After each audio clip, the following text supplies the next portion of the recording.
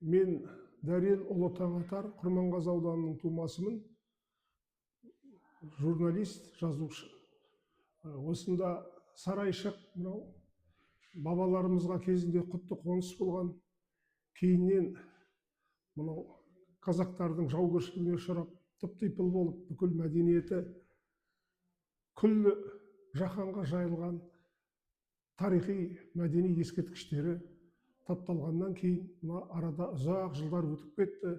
Ол тарихтан белгілі. Мұны қазір тәуелсіздігіміздің арқасында біздің сарайшықтың қайтадан белгілері, тарихи жәдігерлері, өткен заманнан қалған тарихына негізделген аңыздар, солармен бүгін қауышып тұрмыз. Бұл бірінші келуіміз емес. Біз Құрманғазы ауданынан бір топ ардагерлер келдік. Осында әдейі сарайшыққа біріншіден көріп, тұшынуға, көне заманның қоңырауындай күмбірлеген сол осы бір ғажайып, сырды ғажайып дауысты естуге келдік.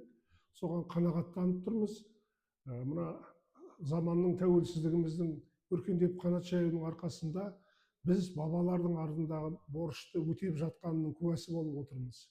Қанша мұнда тарих бар мүлгіп жатқан, қанша көмбе, бәрі ашылып, мынау су шайып кеткен Ақжайықтың жағасында ескерткіштер, жалпы қаланың негізі, бабаларымыз тұтынған дүниеліктер, қандардың табаны тиген жер, бәрі бізді үлкен әсерге бөлейді.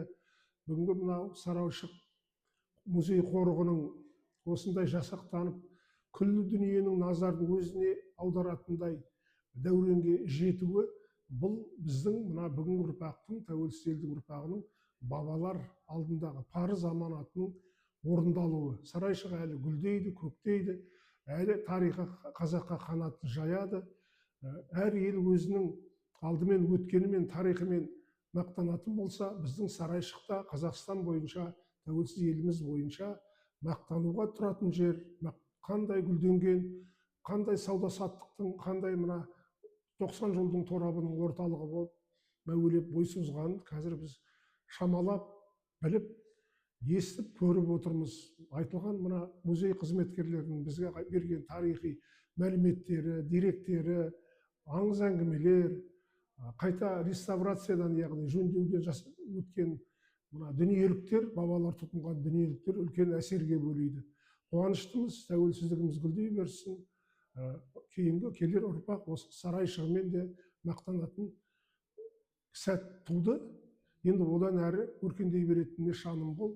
Музей қорығының қызметкерлеріне зор табыстар тілеймін. Бәрі де білімді, өз саласының білгір мамандары. Рахмет айтамын.